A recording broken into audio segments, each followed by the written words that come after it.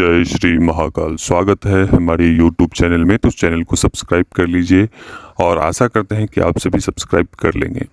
तो हम आगे बढ़ते हैं, वीडियो को आगे बढ़ाते हैं और सीधे हम आप सभी को एक साधना के लिए बताने के लिए आए हैं कि किस प्रकार की यह साधना है। पहले तो ये आप जान लीजिए। पहले मैं इसके लाभ में बता देता हूँ कुछ, उसके बाद फिर हम साधना के ऊपर में बात करेंगे। तो इनकी साधना करने के बाद से आपके हर एक कार्य को पूर्ण करेंगे यह शक्ति। यह एक तामसिक शक्ति है, ध्यान रहे। इनकी साधना भी थोड़ी तामसिक रूप में ही की जाती है और यह अघोर पंथ की यह साधना है। ठीक है, ये थोड़ा उग्र भाव की शक्तियाँ हैं और बिना गुरु निर्देश के यह साधना ना करें। हम यही आप सभी से कहते हैं कि बिना किसी भी उग्र प्रकार की किसी भी शक्ति की या अन्य किसी भी शक्ति की साधना करने से पहले या इस प्रकार की कोई भी शक्ति तामसिक या सात्विक इस प्रकार की साधना ना करें। अपने गुरु से अनिवार्य रूप से पूछना चाहिए, इनके बारे में पूर्ण जानकारी लेनी चाहिए। अगर मानकर चलिए उसमें किसी भी प्रकार की त्रुटि होती है तो वो दंड आपको स्वयं उठाने होंगे। लेकिन जब आपके गुरु होते हैं तो हर एक परिस्थिति से आपको बचाते हैं, चाहे वो किसी भी प्रकार की शक्ति आपके ऊपर प्रहार करती है तो उससे पहले आपके गुरु खड़ा हो जाता है उस समय। ठीक है ना। तो इसलिए हम कहते हैं किसी भी प्रकार की साधना करने से पहले आप गुरु निर्देश का अनुसरण करिए, गुरु निर्देश से ही अपनी साधना को संपन्न करिए। तो बढ़ते हैं हम आगे। इस साधना को करने के बाद से आपके हर एक कार्य को पूर्ण करेंगे यह शक्ति, और इनके जब सिद्ध हो जाते हैं तो उसके अनेकों प्रकार के कार्य, चाहे वो किसी भी प्रकार का कार्य हो, सभी प्रकार के कार्य, जैसे आपके धन से जुड़ी समस्या हो, चाहे आपके कर्ज अधिक बढ़ गए हैं, या यहाँ तक कि आपके दूसरों के बारे में भी बताते हैं कि फलाने के पास ये चीज़ें हैं, या कहने का तात्पर्य है कि भूत भविष्य वर्तमान की बातें भी यह शक्ति बताती है। इनसे आप मारन, मोहन, वशीकरण, उच्चाटन किसी भी प्रकार के कार्य करवा सकते हो और किसी भी प्रकार के हर एक कार्य इनसे करवा सकते हो। ठीक है। बाकी कुछ ऐसी चीज़ें होती है जो नहीं करवा सकते हैं, बाकी हर एक चीज़ उनसे करवा सकते हैं, चाहे वो मारन हो, मोहन हो, वशीकरण हो, उच्चाटन हो, विदूषण हो, षटकर्म किसी भी प्रकार का। ठीक है। तो इस प्रकार के यह शक्ति है। जब भी यह साधना करें तो गुरु निर्देश वो तो अनिवार्य है ही। तो चलिए हम बढ़ते हैं, ज़्यादा आपको बताते इतना आपको भाषण देना आपको भी अच्छा नहीं लगता होगा। तो चलिए खैर कोई बात नहीं, हम आगे बढ़ते हैं, साधना के विषय के ऊपर बढ़ते हैं। तो इनकी साधना आपको सामग्री क्या लेनी है, मैं शक्ति के भी नाम बताऊंगा आप सभी को कि इस शक्ति के नाम क्या है, वो हम लास्ट में बताएंगे कि यह किनकी साधना है। ठीक है। तो आपको चाहिए होंगे कुछ अपमार्ग की जड़, दूसरा आपको चाहिए होंगे बबूल की जड़, तीसरा आपको चाहिए होंगे अकव्य की जड़। ये 3 प्रकार की गुप्त जड़ियां हैं, उसको प्राप्त करने हैं। उसमें थोड़ी सी उसे आपको पाउडर बना लेना है कूट कर। उतना आपको कूटना भी नहीं है, पाउडर भी नहीं बनाने उतने, मतलब कि आप इस प्रकार से करिएगा कि थोड़ा उसमें रेशे रेशे जैसा हो सके, इतना भी दरदरा नहीं, या छोटे छोटे पीस में काट लीजिएगा उस जड़ को। लेकिन जड़ को लाने से पहले उसे विधिवत पूर्वक लाना अनिवार्य होता है। दूसरी बात कि उस सामग्री में थोड़ी सी तिल, थोड़ा सा घृत मिला करके, और थोड़े आपको मछली के पीस हो तो मछली के पीस बारीक बारीक काट कर उसमें डाल देने हैं। और आपको एकांत स्थान चुनना है जहाँ पर कोई आसपास इस प्रकार की कोई व्यक्ति आता जाता ना हो, या खंडहर चुन सकते हैं, या आप शमशान का क्षेत्र चुन सकते हैं, या एकांत स्थान जहाँ खेत वगैरह हो उसके आसपास कर सकते हैं, जहाँ बहुत दूर दूर तक कोई व्यक्ति दिखे ना, ऐसे स्थान पर जाकर इनकी साधना आप कर सकते हैं।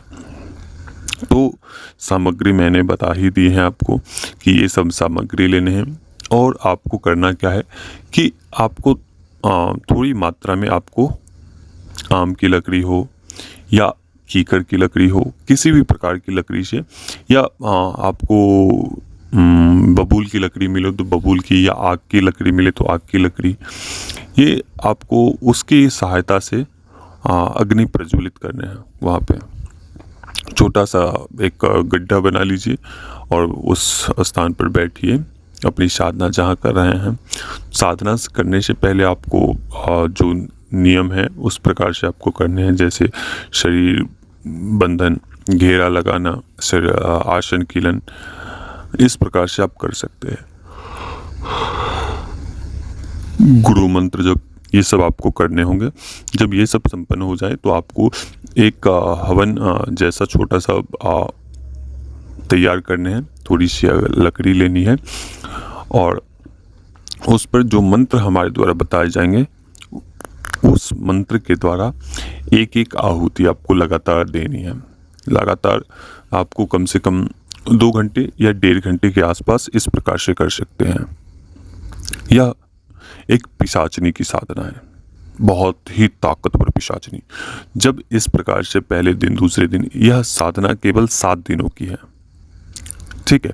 ये किसी भी अमावस्या के दिन आप कर सकते हैं, किसी भी अमावस्या के दिन आप कर सकते हैं, ठीक है, या किसी भी कृष्ण पक्ष की अष्टमी के दिन इनकी साधना, ये अष्टमी के दिन आप कर सकते हैं इनकी साधना, ठीक है। यह एक योगिनी तुल्य पिशाचनी की साधना है, ठीक है। तो इनकी साधना मैंने बता ही दी है आपको। रही बात कि आपका दिशा इसमें आपको उत्तर की ओर होनी चाहिए। इनकी साधना करते समय आपकी मुख उत्तर की ओर होना चाहिए, और जैसे जैसे आपकी साधना बढ़ती चली जाएगी, मंत्र आहुति देते चले जाएंगे, वैसे वैसे वह शक्ति आपके आसपास घूमना आरंभ कर देगी। पहले दिन कुछ विशेष अनुभव नहीं होंगे, दूसरे दिन कुछ हल्का फुल्का महसूस होंगे। इसी प्रकार से 7वें दिन वह शक्ति आपके सामने खड़ी हो जाएगी और बोलेगी, क्या चाहता है तू, और तूने मुझे क्यों आवाहन किया है, तूने किस लिए बुलाया है, क्यों हमें बुलाया है। तो शक्ति से आपको बात करनी है कि हम आपकी कृपा प्राप्ति हेतु आपकी साधना हम कर रहे थे, जो भी बातें हैं उस प्रकार से आपको करनी है। उसके बाद आपको वचन लेने हैं, वो वचन के लिए तैयार नहीं होंगे, फिर भी आपको मनाने हैं उनसे, उनको बताने हैं। और पहले तो शक्ति आपके पास आएगी नहीं, थोड़ी दूरी पे रहेगी, फिर जैसे जैसे आप मंत्र जप करेंगे वैसे वैसे उन्हें वो धीरे धीरे करके आती चली जाएंगी, और जब वो आपके पास आएंगे तो इसी प्रकार से बोलेंगे, क्यों मुझे बुलाया है, चल यहाँ से भाग जा, नहीं तो अभी तेरा मैं तुम्हें मार दूंगा। या उस प्रकार से वो तलवार दिखाएंगी या ऐसी चीज़ें दिखाएंगी जिसके माध्यम से आप भयभीत हो जाए। तो आपको डरना नहीं है, उसी जगह डट कर रहना है। क्योंकि देखो, आप इस प्रकार से समझ लो कि अगर हम युद्ध के मैदान में उतर गए तो समझो कि या वो या हम। तो इस प्रकार के मनोभाव से आपको साधना करनी है। दूसरी बात कि कभी भी किसी भी शक्ति, कोई भी शक्ति हो, अपने साधक को कभी भी नुकसान नहीं पहुंचाती है, ठीक है। लेकिन वो आपसे परीक्षा लेती है कि अगर हमारा साधक, मैं जिसके पास जा रहा हूं, क्या वो हमें सह पाएगा।